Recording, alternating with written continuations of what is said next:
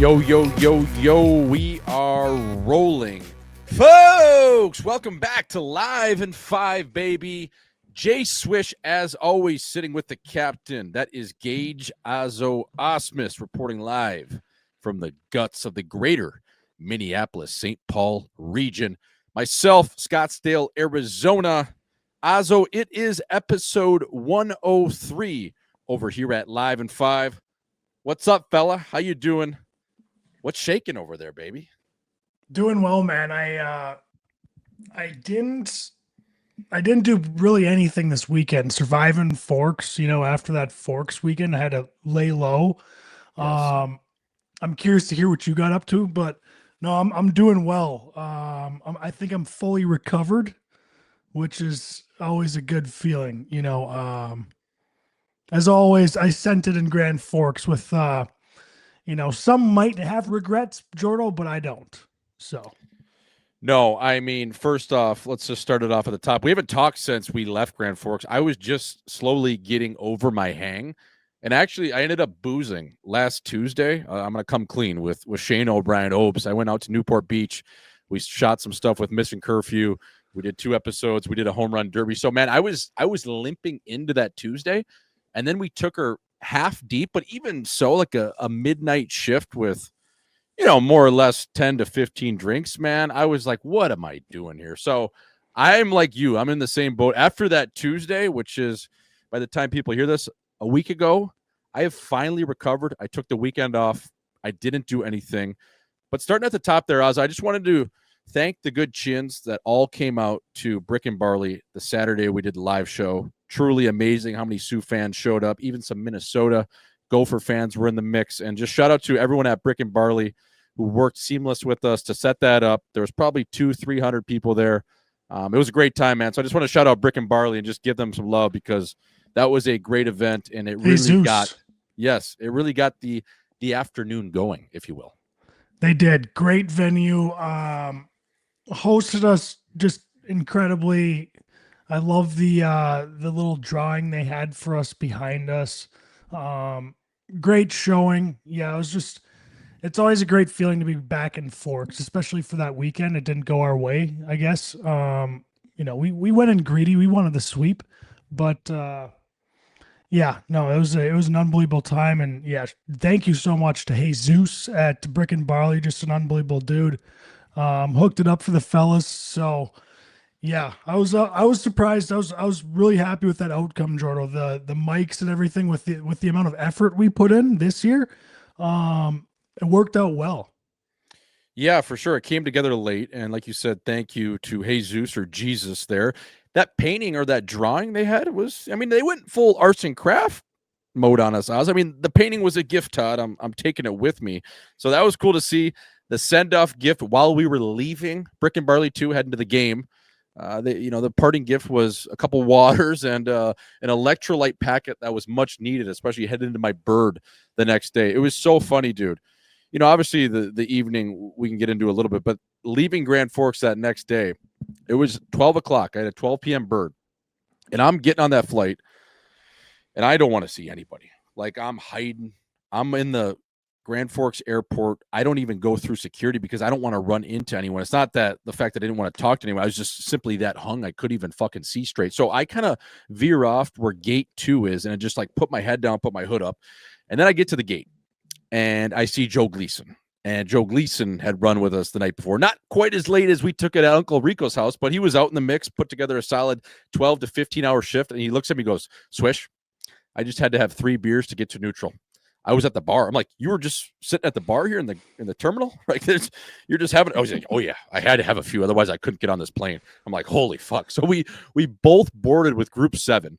I get on the bird, and people listening to this might not know him, but he's a legend to us.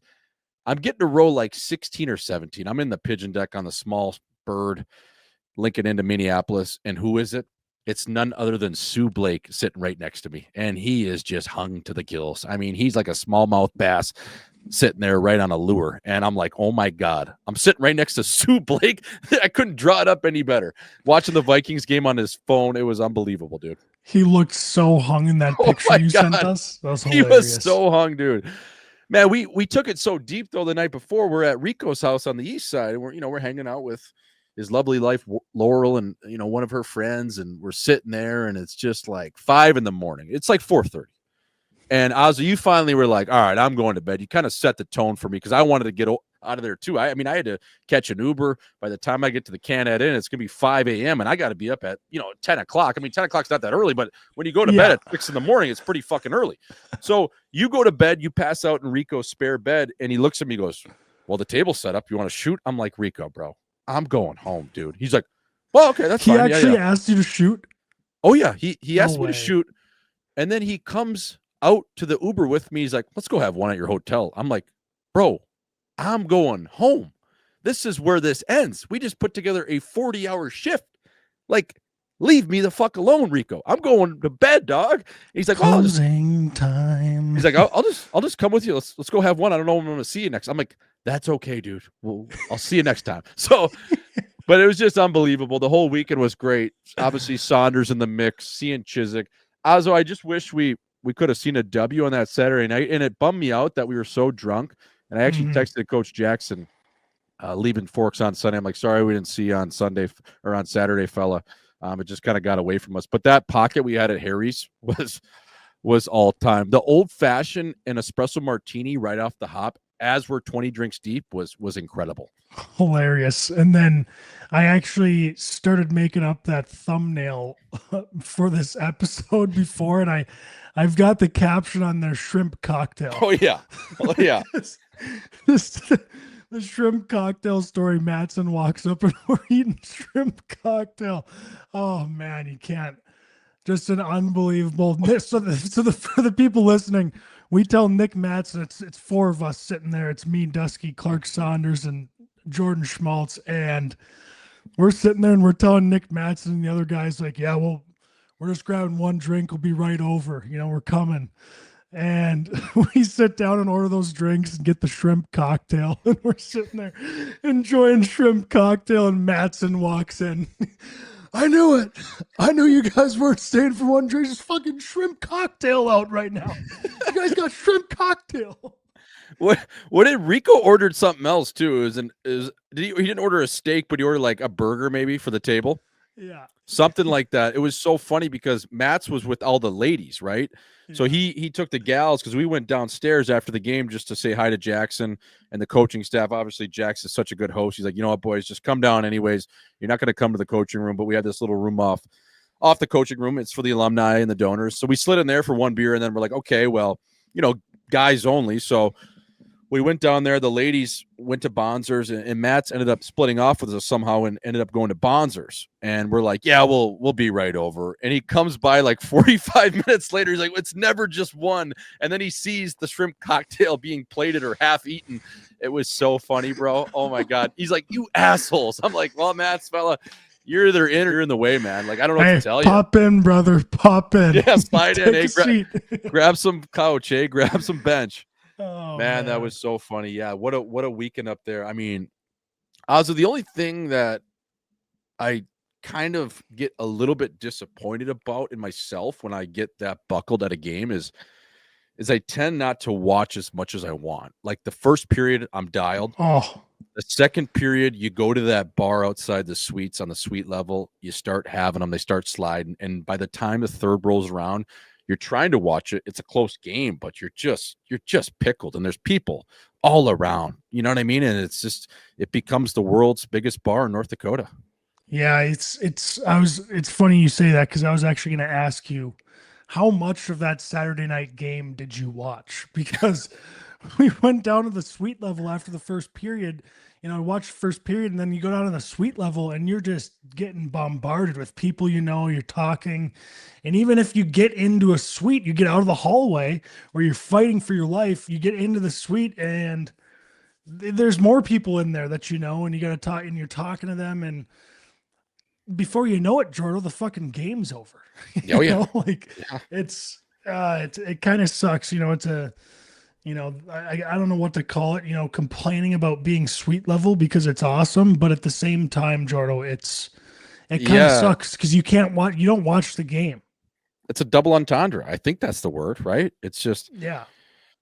You see so many people you miss, or you see so many old fans, you see old friends, you see your buddies' dads, you see people you might not even really know, but you know the guy because you've seen him shit faced at the bar before, and it's like, oh hey, how you doing?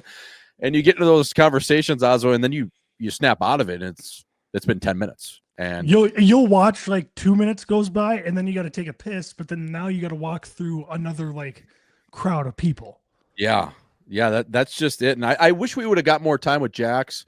But by the time we got to the location that I'm not going to dox, it was already a little bit late. It was about midnight, and if they would have swept, they for sure would have been out. But I think they were keeping it professional that night. And then we went to Bonsers, and it just started sliding on us. Like we were sitting in that booth, and I was just pickled. I remember talking to JP Lamoureux. I was trying to sound smart. We were talking analytics about shooting angles and percentages, and I'm sitting there. I'm like, I'm not necessarily a math major myself, and I'm like, holy fuck, I'm in over my skis with this guy because he is just putting the screws to me, not in a bad way, but in a way I couldn't really comprehend at the time. You want to keep up, but you're just not there. Right. Like, yes. I want to be able to add to this conversation right now, but I can't because the brain it's slowing down right now. Oh yeah. And I remember looking at Dale, and he's just smiling ear to ear. He's like, he looks at me like, this is good shit. Like talking about the goalie stuff. Cause obviously he loves that side of things. He coaches goalies and especially young netminders. I'm like, oh yeah, really? You're listening to this? You can keep up with this right now? He's like, oh, fuck you.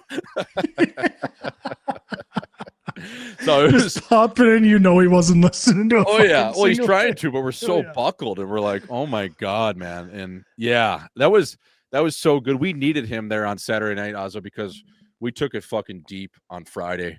And then we rolled out of bed. And I mean, by the time we got to the bun, we had one drink. Me and you we kind of had to put together what we were going to say in terms of give the people a show. And I thought we did well.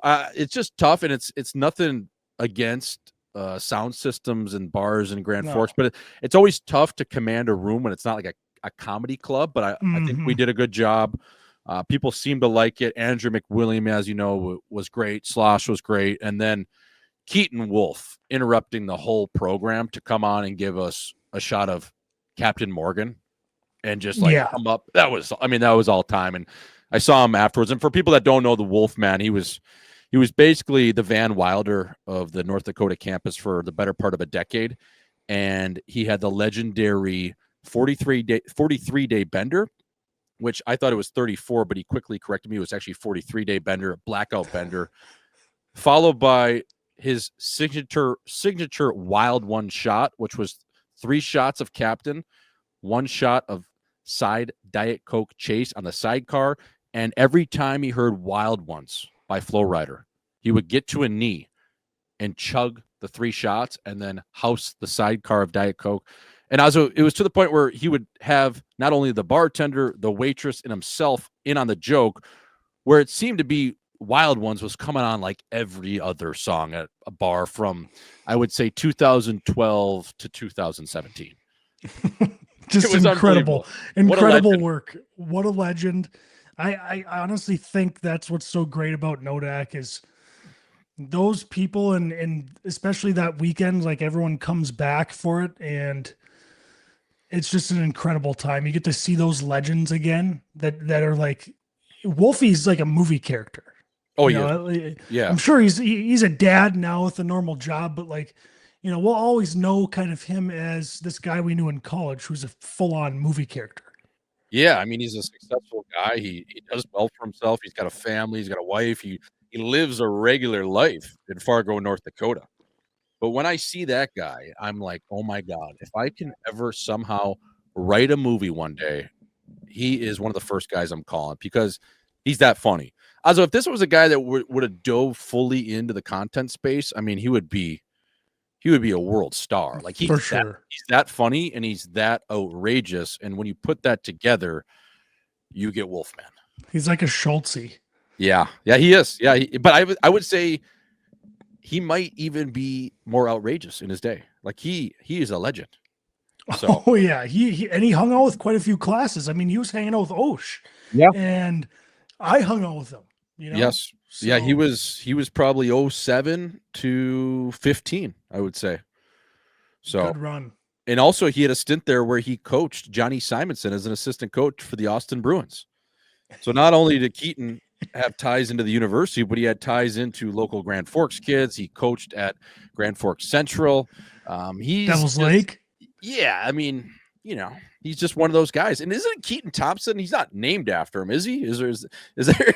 We always used to tell him that. Hey, He might be. He might be. You don't know. both Devil's Lake guys. So yeah, I just want to give Wolfie his flowers. To the 14 people that listen to this podcast, I think 7 will know who Keaton Wolf is. So all-time legend. Azo, it was a great weekend. Great seeing you up there, brother. I love spending time with you and seeing everybody. But I wanted to touch on just the National League right now and just some alums on the North Dakota side. Nikki Schmaltz leading the league in points. Parlay Pinto, both guests we've had on the show, absolutely lighting it up. Nikki's got 16 points. I think Parlay's just behind him. Nikki Schmaltz contract year, Parlay Pinto contract year. Yesterday's price is not today's, but just wanted you to comment on those guys snapping it around. Nikki in Utah looks unbelievable. I'm so happy for him. Hopefully they can keep it rolling. I'm going to go there to Salt Lake on Sunday and watch them against the Tampa Bay Lightning. Little matinee action, Marvin Gaye and matinee. But just touch on that. Have you watched any of these games? Or you just seeing the highlights of Nikki just burying fucking every night? Yeah, I haven't watched any of the game. I've watched a little bit of a couple Utah games, but not full games. Um, so I can't comment much, but I have seen the highlights, Jordo, and I'm not surprised. Like I am surprised Nikki has 7 tucks though. Yeah. When did he start tucking? Last year it took him 22, 23 games to finally bury, and he ended up getting 20 goals. I mean, the way he's cooking now, he might be. You don't want to say it too early, but it's 30. 30's not out of the question. Also, with 7 this early. No, 7 this early. You keep it rolling. There's a lot that goes into it in the NHL season, as like you got to keep your body feeling good, but you can't do it unless you start hot. It's tough to make your way back after a slow start. So it's unbelievable to see. Jordo, how much do you think this Utah success is due to them having a kind of a sick logo? When you put that sweater on, it doesn't just say Utah on it. Now you get the mammoth on the front. It makes it feel a little more real. Because that team is fucking hot. Yeah, I just think everything goes into it, Azo. Being the captain of North Dakota, when you first even came onto campus, when you were leaving the U.S. program, and you walk into the Ralph Engelstad Arena, and you got the chef. You got the nice facility to train in. You got the lounge chairs. You got the cryotherapy. You got the high altitude room. You got the shooting room. You got a guy and a machine for everything you could possibly do.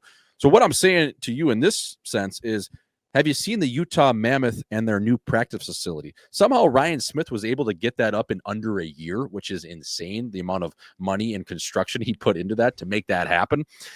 But the facility is unbelievable. I mean, the hot tub is as big as almost as an Olympic-sized pool. You got the cold tub. You got the team steam. You got the sauna. You got the rink that's sick. You got the state-of-the-art chef. So when you see that coming into training camp, Azo, you kind of almost feel like we're a good team as is. You know what I mean? Like you're walking into these facilities, you're like, oh, boys, we're kind of a wagon as is. I'm feeling good coming out of this massage chair. I got the cryo. I got all of this stuff going on. A little bit to that. You know what I mean? There's a little bit of look good, feel good, play good. And I just think the way that they're treating it, the state-of-the-art facilities, the owner, the general manager, Billy Strongarm, doing a good job in acquiring a new piece like JJ Peterka. I just think all of that, Azo, just compounds into interest. And you're seeing the product right now. I know it's early. I know they feel good. I know they're going to go through the hard times, but when you start off on the right foot, you get going into American Thanksgiving. If you're usually in a playoff position at American Thanksgiving, I don't know the stat, but it's over 70% of the time you end up making the playoffs. It might even be higher than that, 75 or 80%. So I think all that goes into it, Azo, and you just know, man, when you have a good start, how big it is, and you ride that momentum because you're going to hit the dog days eventually, but now you have some points banked. You know what I mean? 100% you do. And, in the past years, you see them start off hot. There's always teams that start off hot, Jordo, and they cool off. Obviously, that happens. But in the past years, they've been a little bit younger, so you kind of expected that a little bit. But no, I think they're, a lot of these guys are kind of coming into their primes. And, like you said, I've been looking at their facilities right now. there's a reason these teams dump so much money into this stuff, because it matters. Yes. It matters how these players are treated. And that's why some of these, you see all the best organizations, they have the best facilities because their guys are treated well. They get good meals on the flights. They stay in nice hotel rooms. They do all this stuff for the team, and it all adds up. But yeah, no, I'm pumped for those guys. I know how great it is to be on a team when you're winning games too. Like just being around the facilities, being in the locker room for practices throughout the week, coming to games. When you're winning those games, Jordo, it's so much better coming to work at during the day. And like, for a team like I look at the team where right next to me, the Minnesota Wild. Can you imagine how tough it is for those guys going to the rink right now? Oh, Like they ain't going through an easy time. So it's such a world of difference there, and that adds up throughout the season, of course. Um, but yeah, it's sick to see Nicky just off to such a hot start. I mean, you knew the kid had it in him. I mean, the guy's had what 7 points in a game before. So, yep. I mean, he's always kind of like I tweeted out about him. Like he has that natural talent, but he's also like his hockey IQ is just when you talk to him about the game or what he's seeing out there, it's sometimes I don't even understand it because it's so advanced. And yeah, it's just sick to see him still out there just at such a high level. Some of these guys are making it hard on the Olympic committee. Yeah, for sure. And Azo, you get a guy like Nate Schmidt to come over, Stanley Cup champion, been around the block, and you get him, and now with the good vibe and the mojo, he inserts in the top four. But say a guy on Florida or somewhere where Schmidt's played with along the way, a couple different stops, whether it be Winnipeg, Vegas, Washington, Vancouver, and they're asking him, come free agent time, how's Utah? Oh, it's great. It's unbelievable. I've been on Stanley Cup winning teams. I've been to teams that have been to the Stanley Cup final in Washington and Vegas. It's right on par with that. And then that gets the guys like Logan Cooley to want to stay, potentially Nick Schmaltz to want to stay. It just means so much. And you make a great point, Azo. I mean, I don't know how at this time, at this moment right now, how you don't at least consider the tandem of Nick Schmaltz and Clayton Keller on the U.S. Olympic team right now. All I'm saying is if we're sitting here on October 27th or 28th and you're Billy Guerin, you're William Guarantee, how do you not look at duos? Man, duos, chemistry is hard to find. And if these guys can stay at this rate, which who knows if they can, they'll have to stay healthy as well. But if they can stay on this rate, how do you not at least consider them for the U.S. team? You put Matthews in between those guys? Are you kidding me? Like, Yeah. that would be insane. I just think it's so hard to build chemistry in such a short amount of time. And the more duos you can get, we've had Troy Ward on before, associate head coach at Mankato, coached in the National League, coached a ton of years pro. He always talked about tandems. All the elite coaches understand how hard it is to build that tandem and that chemistry. I'm just saying, how do you not at least consider it? Man, they're right now, they're the best in the league. They really are. I mean, I'm not biased either. I don't really stroke Nicky's horn that much. I try to stay out of it, but when I have to give him his flowers and make sure the league knows and people know in media how well this guy's playing, he's at that level right now, Azo, and it's cool to see. Well, yeah, and it's not like it's not like a fluke thing either. Like, some players do start off hot, but if you look at the other guys at the top of the list, Jordo sitting there with them, and you're not far off base either. Like if you were to pick the team right now, it'd be tough to lead the the leading scorer in the league. I mean, he's tied with Eichel, but you look at some of those names on the list, Jordo, Jack Eichel, Evgeny Malkin's actually up there right now. Right, like Penguins are hot. Like say Celebrini, Nylander, like these guys are the best players in the world. I love Cole Caulfield. Shout out to Stevens Point, Wisconsin. But right now, even though he's playing this hot, I think a guy like Nicky Schmaltz is more versatile than an option like that. If you're going to go with a quote-unquote lighter player, right, a smaller statured, right shot, winger, Nicky can kill penalties. He can play the center. He can play the wing. He's unbelievable in the honey hole on the power play. He can play really anywhere on the power play. I just think Azo, he's still on the outside looking in, and I don't know if they'll end up actually taking him But I just think he has definitely thrown his hat into that ring and say, all right, well, if you're going to cut me, you better tell me it to my face. Like, I'm in that conversation, and I deserve an answer one way or the other. Kells too. Yeah. Kells is right there too. You know what I mean? Like, Cooley's making a name for himself, yeah. Yeah, and it matters. That stuff matters. You gotta take players who are hot. And there's Yeah, so it's a many good, and there's so many long good way to players. go. There's so many good players, obviously, but yeah, I think even a guy like I think Best started off pretty good when he was playing. There's just so many good players. The margin is so small on some of these guys. Like, what does Team Canada do about a guy like Macklin Celebrini? You got to put him in the lineup. Yeah, you do. I said that even dating back to last year. Also, I wanted to ask you, so how much do you value success, recency bias, and a guy being hot? And what's considered hot? Is it hot for the whole year? Or is it hot leading up to the Olympics? Like, say you got a guy like, say Nicky Schmaltz stays on this trajectory, right? And one of the players that you're thinking about taking has had an okay year, but not necessarily to the point where he's as hot or he's playing as well, but his body of work or his pedigree maybe are a little bit higher of a stature than a player like Nicky Schmaltz. Do you end up taking the guy that's hot, or do you rely on the experience of 3, 4, 5, 6, 7, 10 years? Yeah, it depends on. So tough. It depends on who the player is who has the experience. I even go back to, like, you can think about the Ryder Cup when they pick the Ryder Cup teams, Jordo. Like, some people are mad the last time around that they picked JT. It's like, you're putting JT on that team. I know he's not in the top whatever 12 golfers right now, but you're not leaving him off the roster. I almost felt the same way about like a guy like Brooks Koepka. I know he's been terrible this year, but like, the guy's got 5 majors. Sometimes those things matter to me. So it would depend on that. It would have to depend on the player to make that decision. But like, let's just say when the Olympics do come around, Nick Schmaltz, or even like you could say like a Clayton Keller are at the top of the league in scoring. How do you leave them off the roster? I don't think you do. For Patty Kane or yeah, oh yeah, one of those names.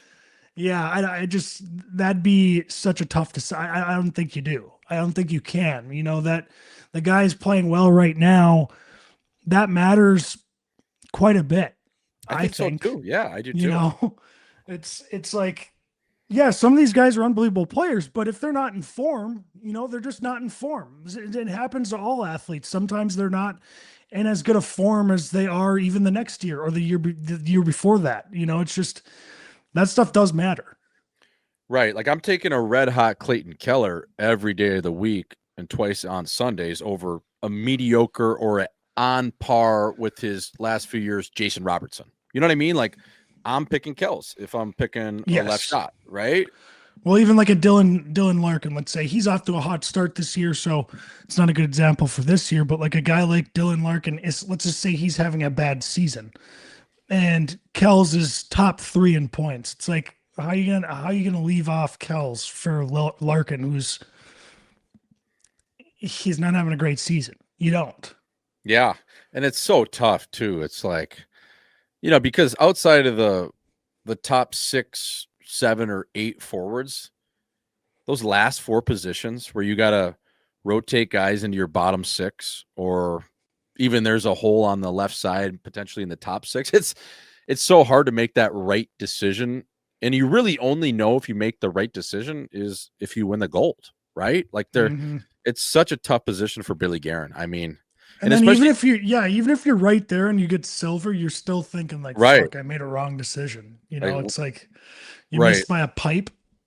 Yeah, like, what if we had that late power play and so-and-so got hurt? What if we would have had Caulfield as our 13th forward and he could have slid into that Ovechkin one-timer spot and get a look? You know what I mean? It's just, it's so hard, man. It really is. It's crazy. So we'll be monitoring that. Ozzo, it's a long season. We know that, but we're happy for the fellows over here at Live and 5 for a hot start.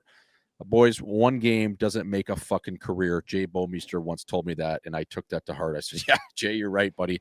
Only played about 10 fucking games in this league, and yeah, I'm gonna get off my high horse now, Jay." So that's a good start for the boys in Utah. Happy for them. Just want to give some love to Brock Besser as well, Azo, friend of the program over here, dealing with some tough times. Tough times don't last. Tough people do. So, Bess, stay with it. It's good to see your chin is back in the mix, doing what you love. Azo, wanted to ask you, brother, since you weren't doing fuck all this weekend, did you watch the UND Clarkson series? What did we see? If you did watch it, did you catch highlights? Talk to me on that front, brother. I saw a split, but Clarkson pesky. What was going on? Did we not play well on Friday? Yeah, I don't think we played our best on Friday. I definitely think we brought a better game on Saturday, but that's easy to say. I think, put yourself in the Clarkson locker room. If you get a Friday win, yes, you want to win Saturday, but you don't have that extra motivation to like, oh, we kind of need to grab a win. Like, oh, we already got our win. A split with North Dakota is probably good enough for our weekend. So, um, it was a 1-0 game on Saturday, Jordo, but I thought they played better. Um, yeah, I just think Clarkson was a pretty good team. They outplayed us Friday. But they're pretty good team. Like they just kept coming. I think, what you're seeing, I don't know how many CHL guys they have on their team, but it looked like, they had a pretty deep roster and they had some pretty good players. So I wasn't too like upset about the loss because Clarkson actually looked pretty good Friday. We definitely didn't bring our best, but yeah, I mean, it was tough. Like on Friday night, Jordo, I think, Jax, he started all four different lines, like just none of the same line combos from the Gopher weekend, the Saturday loss. So, it looked like they're still figuring out chemistry and stuff, but um, I still like their game. I mean, they're playing Duluth this weekend, Jordo. So Duluth 7-1 just swept the Gophers at Mariucci. That'll be a great test. I'm excited to see that top line for Duluth um, against our defensemen, and it's going to be tough. Like, who do you start in net for UND? You got Homer, and then this new kid, this freshman, posted a shutout Saturday night. Like, how do you not roll with him? Yeah, it's tough too going into Clarkson and playing in a smaller barn and ECAC and upstate New York. Those games ain't easy. No, upstate New York sucks. I don't care what anyone says. And you go into these small barns and it's fast, tight checking, and you're playing a lot on the walls and there's greasy pucks. So I'm not too concerned about the loss there. I mean, you got to take one on the chin early in the season. I don't love back-to-back losses, but like you said, all things considered, new teammates, new line combos. And the boys bounced back ultimately for a 1-0 win on Saturday night. Those games are tough. Those are trap games, and I just hope that Clarkson is able to compete at a decent level just for our pairwise sake throughout the year. You know what I mean? So that I think we they don't get will. hosed. Yeah, we don't get hosed on that Yeah. one. But those are tough games. But looking ahead to this weekend, Duluth, like you mentioned, coming off the sweep against the Gophers. I don't think the Gophers are that good necessarily, but this Duluth team, these Scott Sandlin Duluth teams, aka Beach over there, coaching for 20 odd years since the days at the Deck and now into Amsoil Arena. Azo. It's maybe the most random college hockey team of all time. Like they win in 2011, then they go subpar for the next 6-7 years. Then they rattle off back-to-back national championships. They produce a Hobie Baker winner, and then they go dormant again, where they're fucking terrible. And now it seems like they're back. Like this team is the Raging Bull roller coaster at Six Flags Great America. What is in the water at Duluth, and why do they always go? Why are they so hot and cold? Yeah, I don't know. Well, does it come down to the local recruiting classes with Hermantown and Duluth? I think it comes down to the local recruiting classes around Duluth, like the Hermantown kids, the Duluth kids. If they're good, they're going to be good. If they're not, they're going to have a down year. I think that's certainly what it seems like it's happening. You got these plant kids who are just, one of them might win the Hobie. Sam and what is it? No, Max and Zam. Zam. The Plant brothers. Okay. They're just unbelievable playing with that Jason Shagabe kid from Warroad. Yeah, they're I don't know. It's like you said, they had a lot of turnover. I think they had some players leave over the summer. transferred out, and we got one of them on Nodak, Anthony Mangini.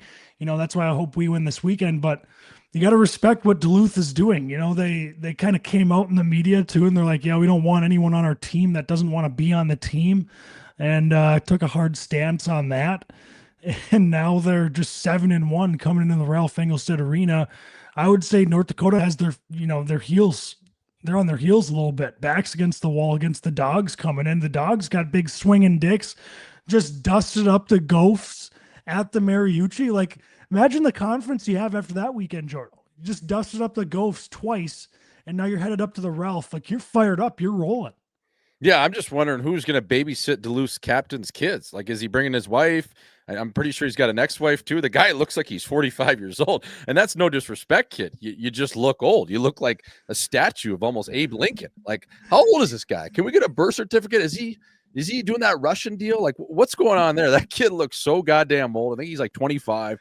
And by all accounts, I didn't take a shot at him, or I guess I did take a shot at him earlier in the year, just kind of poking fun. I mean, I make fun of everyone, including myself, but I had some of his ex-teammates in my DM saying, hey, Swish, he's actually a good dude and he's a nail gun. So I want to apologize if I offended him. I hope he was able to laugh at it. Looking old, Ozzo, is not necessarily a bad thing, especially at the college level. You can scare some of these young kids. So, oh yeah, Joey Pierce, the senior defenseman out of Hermantown. Of course, he's out of Hermantown.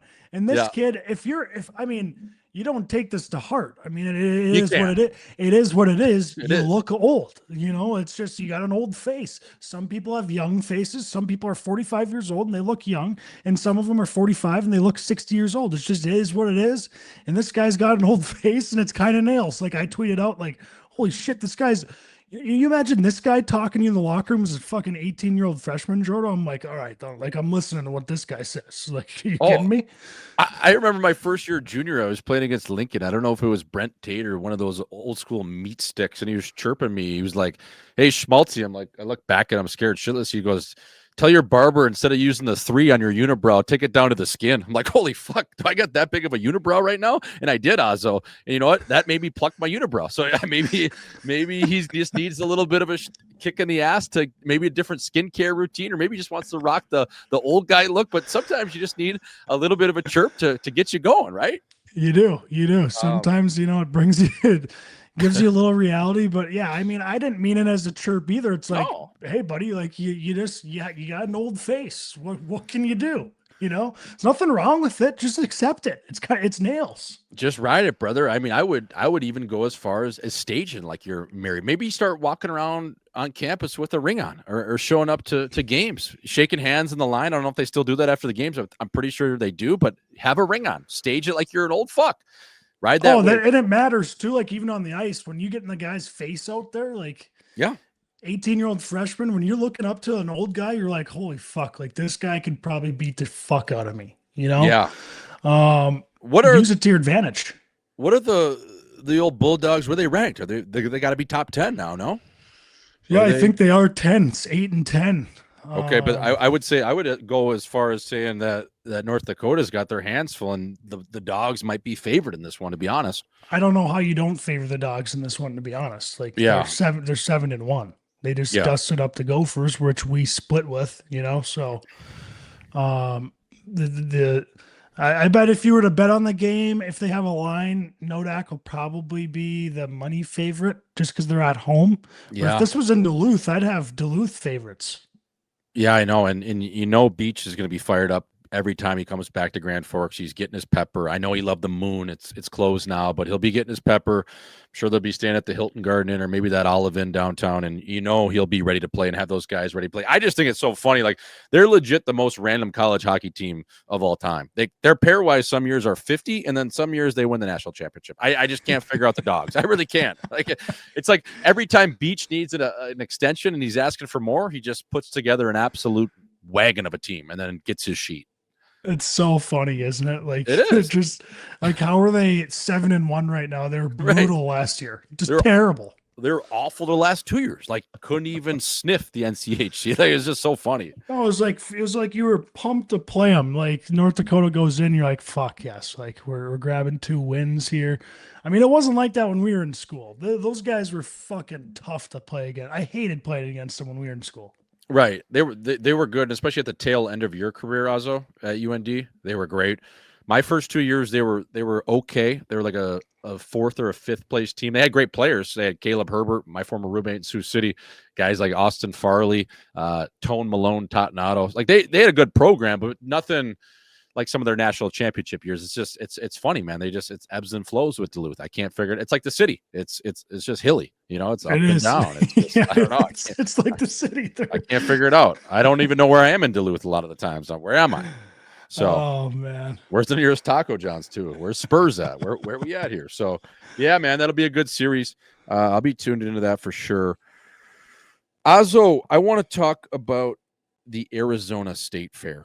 I went over to the Arizona State Fair this past weekend. Now, the great Minnesota get together. Now, I always thought that was a full-on petting zoo. You know what I mean? Just the clientele you see running around there, just the overall ambiance and the different just barrel busters of food items you could have. But I'll tell you what, brother, that State Fair makes this one look like the Four Seasons. And what I mean by this one, like this Arizona State Fair, I have never seen this amount of farm animals in one setting.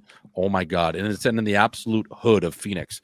So I show up and I'm like, oh my God, what am I doing? I went actually down to dinner near it. It was kind of like, just on the south side of downtown. So there's a good spot called Bacanora, and it's a tough reservation to get. So I went there and had a burrito. It's probably the best in the city, but it's a small little intimate place with probably 5 or 6 tables and 4 bar stools in it. And they use this wood fire grill, and they make just like like back in the day at Adobo where you could get like the burrito grilled. You could ask them to put it on the quesadilla machine. So they do that on the open fire grill, and it gets really crunchy on the outside, and it's the steak and the cheese and the peppers on the inside. Unbelievable. So I go over there and I bury 2 burritos. I'm like, all right, well, that kind of gets me off the shelf for having to muck any of this fair food that's going to be fucking horrible, and I don't really want to eat any of that. I'm honestly just going to play the basketball game, which I did end up winning this big ass bear. You can kind of this gorilla. You can kind of see it. Yeah, so I end up going 6 for 15 to win it was 6 makes and 15 seconds gets you the large prize. I ended up winning it second try. How are you? But back to the point. So these people, it was like I was in Tijuana and at a homeless shelter at the same time. It was like a halfway house with a bunch of crackheads. I was like, oh my God, I hate to say it, but this is a place that gets shot up.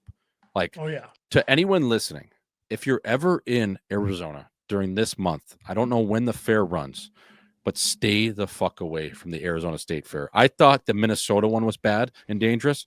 Also, I went there for an hour and it was at night, and I was like, holy fuck, get me out of here. I got back to my parking lot, which was right across the street. I make sure I parked right by the Ferris wheel. I didn't want to chance anything. There's a cop working the lot, which is great.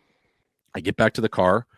There's a dude getting busted for selling dust or fentanyl right on top of his pickup. Like the cop had like the drug kit out. He was testing it. The guy had a bunch of baggies. His girlfriend's crying. I'm like, what am I doing here, dude? So I dodged an absolute bullet at the Arizona State Fair this past weekend, brother. It was fucking crazy. Do you go to the Minnesota one though? Is what I'm saying? I've went, Jordan, but I know what you're saying. Like fairs, it's like the airport. It's like a mall a little bit, but it's on steroids. Obviously, it's like, one of those spaces that we have in society where kind of you get all walks of life, and usually, you get all these different cliques in life and in society, the social cliques. Like you kind of just stick to yourselves outside of these areas. But whenever you're in a mall or, an airport or somewhere like that, you got all walks of life, and the fair is just insane because you see people who you've never seen before in your life. I mean, some of these people, like these fair people, it's honestly amusing to see how they're living their lives and what it's crazy. It's to see the different walks of life at these fairs and how these people live. There's some of these people that stay there for 2 weeks. They're going to the fair every day. Oh yeah, they'll camp out, and it's like some of these people. It's just like you should not be allowed to be in charge of another human. No. You have a shaved head, half of it, the other half is a wig, and you are cracked out parading a child around. Like that shouldn't be legal. Also, Azo, who the fuck gets on these fair rides? Are you going to get on one of these swing sets that shoots you up 200 feet that was assembled by a bunch of raging crackheads, all goofed up on dust and perks, that put this together, on their 3-month tour of setting up carny rides? Like, are you out of your mind? Like, that is a death sentence waiting to happen. Those things come disassembled all the time. I mean, people don't talk about that, but they do. And they build them right there. Right. Like, what in God's name are you doing? Like, I'm pretty sure those guys, if they don't have a screw, they'll just use like a piece of their gum or show's got to go on. Yeah. Like, well, yeah, well, you got some, okay. I'll use that pixie stick and I'll just light this on fire and kind of stick it together. Like that'll hold it together. Like, it's just, it's crazy. Like, they'll put cotton candy in between two pipes and call it even. Oh yeah, I used to get on them when I was a kid. I went to a couple fairs when I was a kid and rode these rides, but now looking at it, it doesn't seem so scary. You're just trusting these guys that assembled the machines when they got there, that everything's going to work okay. It's nuts to think about. Yeah, you're looking at that guy's forearm and it looks like a dartboard with all the amount of marks of needles on it. It's like, Jesus Christ, dude. Like, that's the guy that put it together? That's Earl. We're gonna trust Earl. Maybe they leave it. Maybe they got a smart crew for the machine assembly. They leave the the dartboard forearms to the basketball games and the ring games. Like, oh my God, man! And it's so funny because it was right next to the first ever Coyote Stadium. County Stadium it was called, I believe, and or County Arena or whatever it is, and it's just like, it's a pretty sick barn and it backs up to this area. But I was like, oh my God, dude, like, just looking around, it's like, we're not the most genetically gifted people. I'm not saying that. I'm a 6, you know what I mean? But it's just like, you feel pretty good walking around there as long as you don't get shot or stabbed. It's a pretty good league. It's just like, holy fuck, dude. Yeah, it was a full-on petting zoo, man, and I was getting a kick out of the people just hopping on these rides. Like, how do you you would trust anyone? Oh, you trust? You just have. I mean, you just gotta send it. I respect those people, but yeah, I went with Gabby one year, just us two. Huge mistake. You got to go with the crowd because I'm with Gabby. It's just us two, and we're walking in, and these 5 kids behind us, probably like 19, 18 years old, maybe even younger, 17. I don't know. They're like my size though. They start like kind of just whispering, like chirping me and saying stuff about Gabby. And it's like, what am I going to do in this situation? Like, do I turn around and like cause a scene? I might get jumped. But now I feel like a pussy because I'm not doing anything and I'm acting like I don't hear them, but I hear them, and I'm not going to turn around and get jumped by these guys. Like, fuck do you do? But you don't want to. You feel like such a pussy. You turn into Dale Doback walking home in Step Brothers. You get jumped by a bunch of recess kids. They put poop in your mouth. Now you got to tell everyone you got your ass kicked by a bunch of 16-year-olds. Making you eat white shit at the fair. Yeah, you get jumped by a rat pack of 16-year-olds that go to White Bear Lake High School. You're like, Jesus Christ, man. No, that's not what you want to do. Yeah, dude, it just, I don't know. I went in for one mission and it was to get Jorge, this gorilla I just showed, and it's massive. I was fired up about that. 6 makes, Azo, in 15 seconds, man. Pretty good. Second try. That's pretty good. Yeah, it was. I thought they like kind of rigged those hoops too. Yeah, I started off 5 for 5, and then I just had to make one with my I went 1 for 3 or 4 to finish. I went 6 for 9 total. So it was a pretty good effort. And I was, it was one right after the other, like, so I was fired up about that. But carrying that thing around, I felt like even bigger asshole. You know what I mean? It's just like, it's massive, dude. It's huge. It's so that thing is massive. Is that like up to your hip? Yeah, it's huge. It's legit. Probably it's sitting down. Got to put a seatbelt on that thing on the way home. Yeah, like I'm gonna show it again just so you can see it. Like, it's huge, dude. Like, they give you a shopping cart to wheel that thing around the fair or what? Look at that guy. He's got nukes too. Look at that. Oh yeah, Look at that fella. guy can bench 600 pounds Yeah, 50 so times. I was fired up about that. We got a new co-host here, so that's Jorge, like Posada. But yeah, man, fairs fella, you gotta tread lightly there.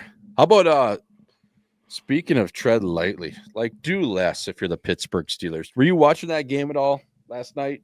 Oh, You had the Packers. What were those jerseys? Were they like centennial jerseys, or what were they doing there in Pittsburgh? It was fucking horrible. brutal. They're Like, like, yeah, we fuck. wore them back in I don't know what year it was, 19 fucking 20 or something. It's like, I don't care. Leave them back there. These are fucking terrible. Fucking horrible, dude. Like A Rogers Raj looks like an idiot. he looked like a Marvel character.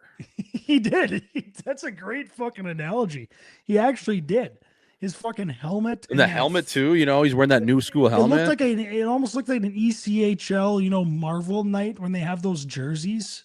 Well, that's what I thought they were doing. Is it superhero night? Are we in dire straits in Pittsburgh for money? Like what was going on? I thought it was like an ECHL promo night. It was dollar beers and fucking Those are superhero brutal.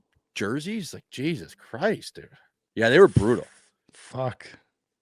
What was the final in that game? The Pack they were shit kicking them. I know that. I ended up. Yeah, which was surprising. Like they had 7 points at half, and then I think they won 30 something. Yeah, they 32-24, maybe even more. I think it was even more, man. 38-24. 35-25. Yeah, they had but it was like 35-19, I think, at one point. Like they were shit J kicking Love's them. looking good. Yep. He is I don't looking good. know. He He's is a looking. little sketchy as a Pack fan, though. You're watching him, you're like, Yeah, I know. Is he that dude? Can he lead us to the promised land? I don't know if he's like elite, but he's good. The system's good. I don't know. I don't know it's if just he's. so sick to see a guy like A-Rod still slinging it, though. I know. It really is. Just out there. So It's nailed. just sick that he's just out there. Yeah. Just still throwing touchdown passes. Just, he's 41, man. How long has he been doing it? Yeah, since he was 22, but he sat for the first 3 or 4 years. That's what people don't remember. Is he sat behind Favre for 3 or 4 years? It's crazy.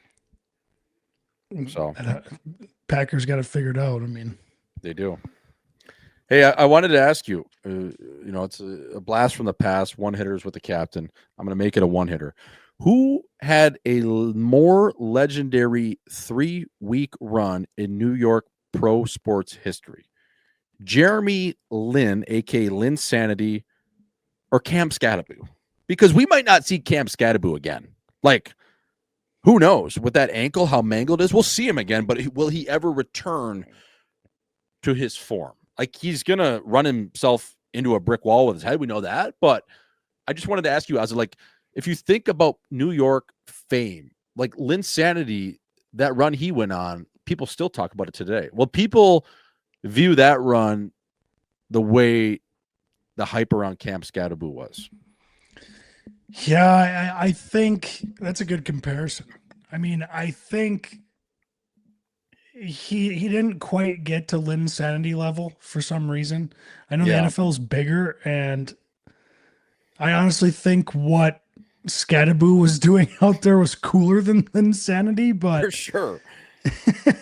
Lin Sanity was just insane. Like everyone saw that guy just going off. It was so funny because, not to be racial or anything, but it's this Asian dude just cooking the NBA, playing for the Knicks. It's That like, went to what? Harvard. Yeah, that's tough to top right there. But Scattaboo is just all time because you love the guy so much. Like, how do you not love this guy? You listen to him talk. He's a little bit dumb. He's just a football player, and yeah, that's kind of devastating. But he had a hell of a run, man. He was Hell of a run. And like his post-game presser with Ryan Fitzmagic, where he took his shirt off and unbelievable. just started flexing. And then him talking like Mike Jones and still tipping after the game, saying is faux in 6 into trap. Like, I just think and then Cam Scattaboo before the game against Philadelphia, before he got hurt, ended up getting a freezer installed into his mouth where he got the grills. Like, you're 5 weeks into your NFL career as a 4th round pick and you get a freezer installed. That is so sick. So nails. Oh Like, man, this guy is so just him. Oh man, he's Arizona State kid. He didn't even know Jordo. They asked him who his favorite football player was growing up, and he didn't even know any football players. He's like, yeah, no. I didn't really watch football growing up. I just played it. I loved playing it, but I didn't watch football. He doesn't have any favorite players. Like, It's unbelievable. I mean, he's Sacramento's finest, right? So he was kind of born, some people are born on third base. Scatterboo wasn't even born in the batter circle. Like, let's put it that way. So, no, he was against it as is, but his mom had the best quote ever, where it's like, did Cam, was he always like this? And she's like, yeah, when Cam was young, he used to run himself in to parking meters or light poles. Like, this guy has been going chin on chin since the time anyone can remember. That's scat, like, you can't teach that either. Like, no, sorry, kids, you can't. You're never gonna be scat. no, like Yeah, he I'm should. I'm sad to see him go down on. Someone should give him a scat test, a scat 5. Remember, we have to always do that at training camp. It was the impact test and the scat 5. Cam Yeah, Scattaboo, his nickname Scat is very fitting. it is very fitting. Oh man, I'd love to see this guy's what goes through. I'd love to talk about people who it'd be fun to just be in their brain for a day. It'd be hilarious to be in that guy's brain for a day. He's in New York. He's like one of the biggest deals of New York City right now, probably, and he probably doesn't give a fuck. no, he's just like icing his entire body, probably watching game film of like how he can run even harder. Oh yeah, and then you got Jackson Dart just balling out there, but he's all about he's going out in limos and shit, Yes. rolling up in nice jackets, just loving it up. And then he's got Scatabo, and they're both just headbutting each other. Did Just you see it's after good he for the got culture. after he got carted off the field, they did their signature headbutt. Like, he just dislocated and dismantled his ankle. Like, the amount of pain going through him, and then he just does the old head, like their head thing, like, like How they. is that coming back from? Is that dislocated ankle? Is that tough? Like, are their tendons fucked up, Oh or man, Ozzy, a high ankle sprain, dude. Like, you feel is that this for. worse than a high ankle? I think it depends. I don't really know the full science and what Scat actually has, but just imagine he's going to feel that ankle. I mean, the ankle connects everything. Also, it connects everything up the food chain, right? It's your foot. It's how you plant. It's up into your knee. Then it's into your hip. He's going to be lucky to be able to perform at a similar level. I really do. And he's got to stay healthy too. And then also, as you know, once you get that injury, now you're more susceptible on that side in general. Now it's your foot. Yes, Now it's your toes. Now it's your even knee. the other side too. Right. Because it's all out of place. Like, man, that ankle, those ankles you don't want to fuck with. You know that. Like, it's almost worse than a knee. I think it is. Yeah, that's fucked. That's why you worry for a guy like just staying on football, different team. JJ McCarthy coming Yeah. back. He had knee surgery and now he's got a high ankle sprain and he's coming back to play the Detroit Lions and he's played what, 2 games of NFL football? Like your mid-season form against these guys, I don't know, man. I'd be scared for my life out there. Football is such a fucking crazy sport with these injuries and shit, man. It's these guys are just warriors going out there. They just know that you know the risk too. You know Isn't it, and it? you still go out there. Isn't it crazy too? I mean, we've talked about on the show before, but like, you have Sam Darnold, who really found a home, and you guys were in win now mode in Minnesota. And then you just go back into a rebuild to trust a rookie quarterback to be able to fulfill that void so quickly. Like, I mean, if we're just speaking on asset management, like, politely, what the fuck are you doing? You know how hard it is to be a quarterback in the league? Dude, Yeah, it's the hardest. I think it's the hardest position to be good at in all of sports. I really do. by Think about far. all, but think about all the guys that get drafted 1 overall, or top 10. It's fucking That so don't hard to even be a good pan out. quarterback, right? That don't even play. And you got this guy in Darrell who's slinging it. Like, what were they thinking? You're just taking it. You're basically going backwards to take a shot on something you already know you have in Darnold. Like, the guy was unbelievable last year.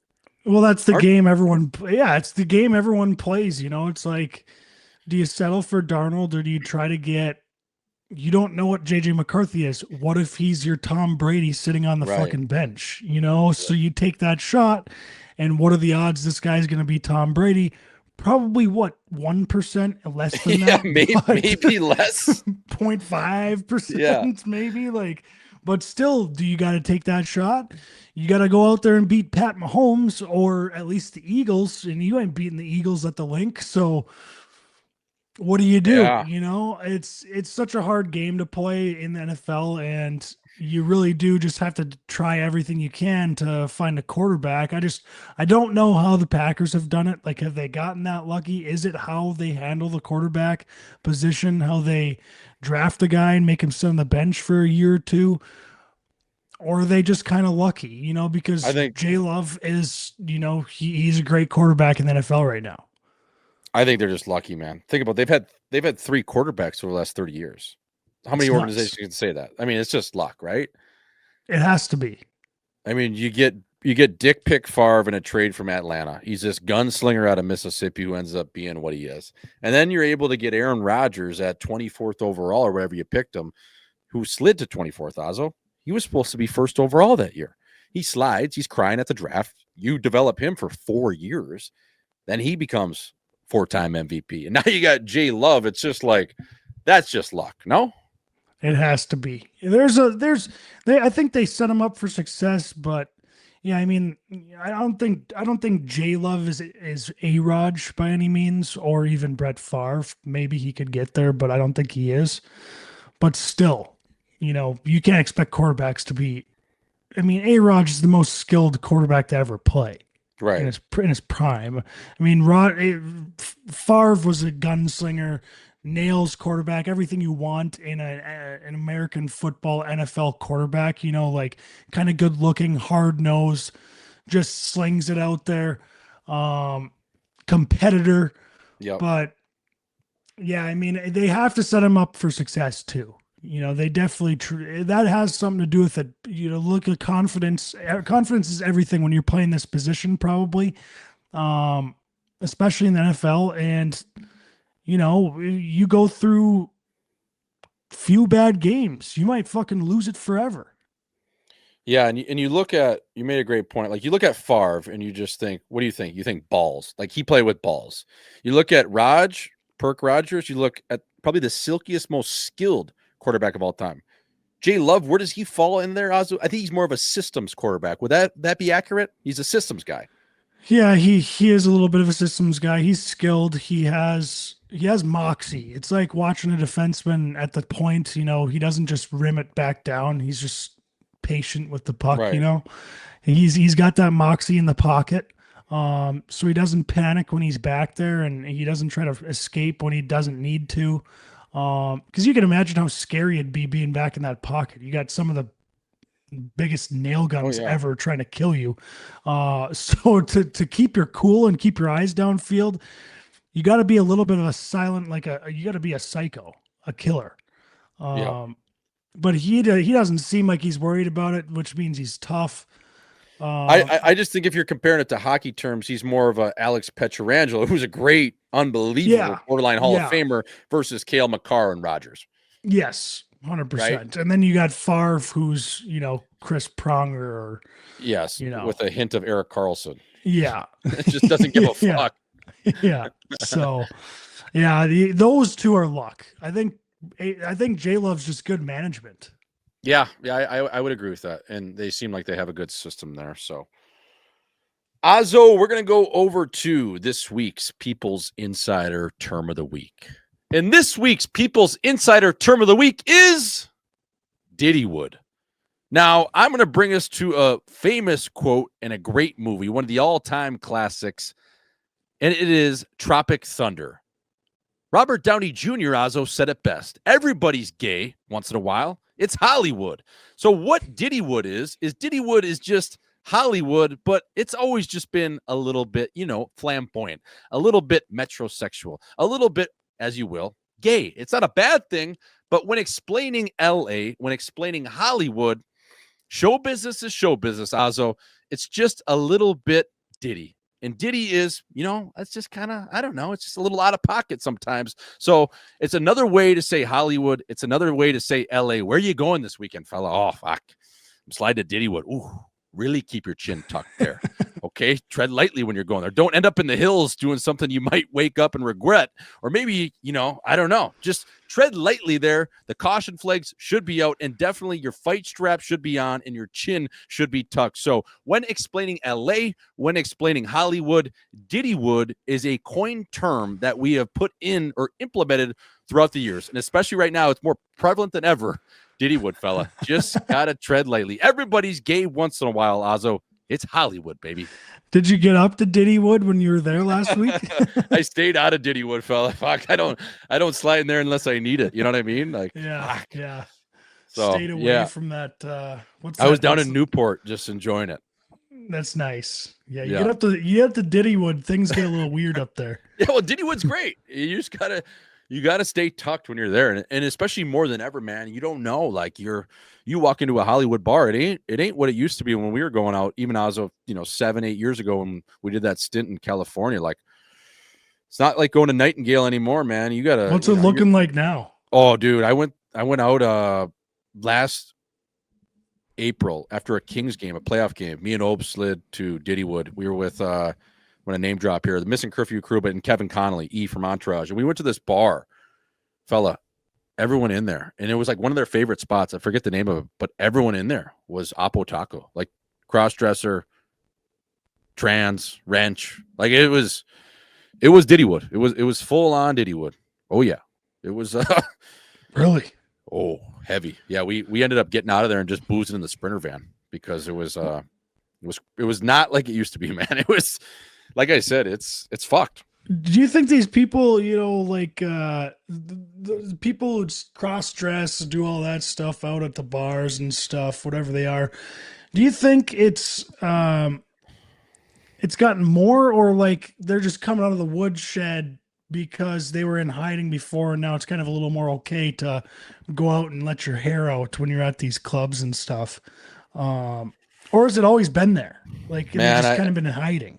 Yeah, I think it's always been there. I think it was a secret society, and now it's more prevalent and it's more in the open. And I think the floodgates have opened to where now people flock to Diddywood to be open and express themselves. Look, there's freaks everywhere, but I just think that the masses are now at an all-time high. And yeah, man, I don't know, dude. It's Diddywood's Diddywood, dude. I don't know what to tell you, man.